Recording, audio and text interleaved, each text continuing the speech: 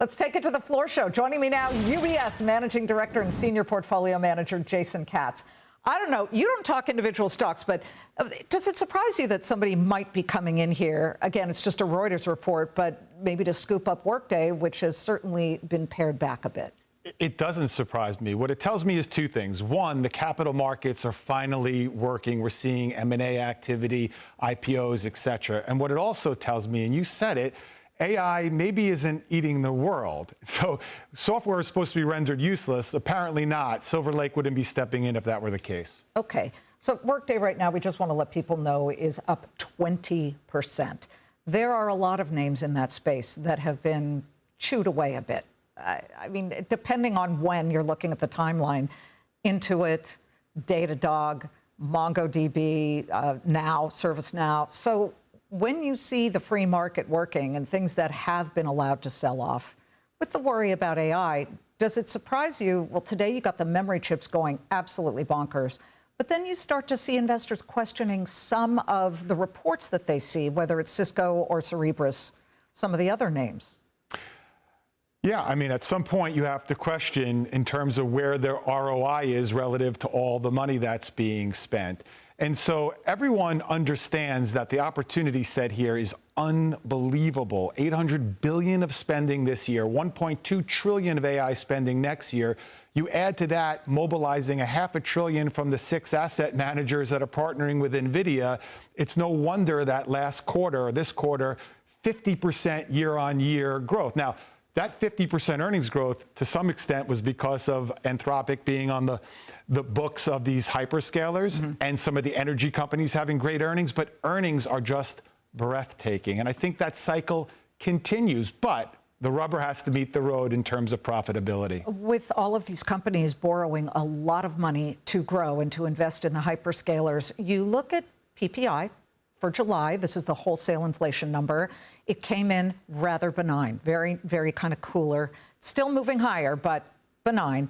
Yesterday, the CPI, the Consumer Price Index for July, you know, it's interesting because energy fell. The price of energy fell, certainly from the war highs. The war started February 27th with Iran. But something else may be at work here. High Frequency Economics, I was reading their report, and they said July energy prices fell. Something else is pushing up inflation. And I remembered seeing yesterday that Smithfield Foods, which is the big meatpacking processing plant, they had said that they started to see that inflation-pinched shoppers are actually cutting back on packaged pork. What does that mean? We've got a little bit of weakness there and then strength elsewhere.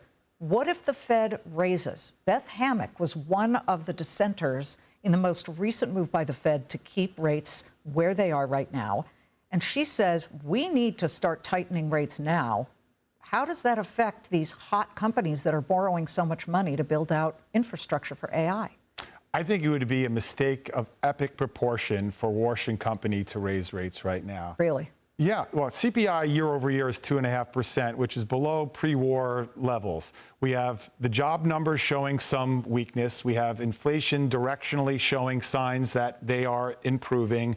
The best move here is no move. The last thing that Washington Company want to do is to tip us into an unnecessary recession and curtail the spending on AI that's only going to make us more productive and also eat away at inflation as we become more productive. So your trade is what? You said that there's a broadening trade now. People talk about, oh, it's broadening now into energy and utilities and build out of, say, the grid for these infrastructure names of AI. But that's not what you're saying. You're saying consumer discretionary. I am, because you look at consumer discretionaries down around 1.5% on the year. The S&P is up, what, 14% on the year. That's a pretty breathtaking gap between the two. And I look at the consumer, who makes up 2/3 of our economy. They may be getting a break at the pump should energy prices continue to come down like they are. They may get a break if the Fed is going to do what we forecast they're going to do, and that's nothing, and then ultimately a rate cut. You add that together with a job market that's still holding in there, but showing some signs of weakness, but still holding in there. That's a recipe for increased consumer spending. So we like that cohort very much. Okay, and that said, We're seeing that we're going to talk about this coming up, but some of the luxury names, and that to me is consumer discretionary, they're struggling a bit here. And then you balance that with Smithfield Foods saying inflation-pinched consumers aren't buying packaged pork. You still like these names because discretionary is what you want to buy, not what you have to buy. Exactly, but the stock prices reflect much of this. I think you have the eat the rich fear from some of the wealthy. Maybe I shouldn't spend that much because I might not have that much. And then you have the lower end consumer that's looking at the price of the pump that's prominently displayed every time they drive past the gas station, and it's causing them to sit on their hands. But I think we're going to get clarity on all of these issues, and the valuation gap, you want to be ahead of the curve.